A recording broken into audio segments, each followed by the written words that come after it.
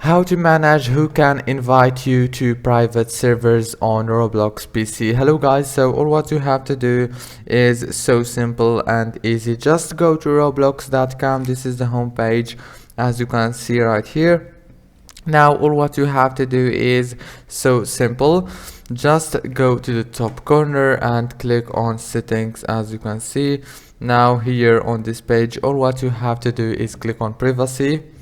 After you click on privacy, now here scroll down, you will find who can invite me to private servers. Click here and choose everyone or friends or whatever you want here. And yeah, that's it for today's video. I hope this video was easy for you to follow, and don't forget to like and subscribe to support me also. Thank you so much for watching until the end. See you later.